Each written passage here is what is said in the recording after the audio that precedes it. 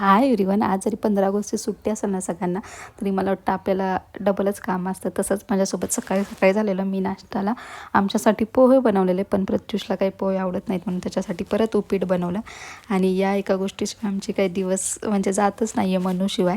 आणि दुपारी ना थोडासा तिच्यासोबत खेळल्यानंतर ना वडापाव खाण्याची इच्छा झालेली, तर मस्त असं यांनी माझ्यासाठी छान वडापाव बनवलेला. आणि लिटरली ना सगळं त्यांनीच केलेलं, मी काहीच मदत नव्हती केलेली.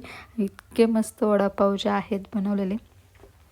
आणि असंच आहे मस्त बटाटा भजी, वडापाव, मिरची सगळं छान एन्जॉय करते आहे मी.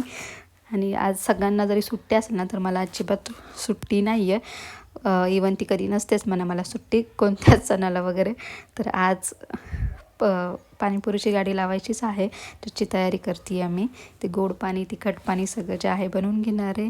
चहा मस्त रेडी आहे.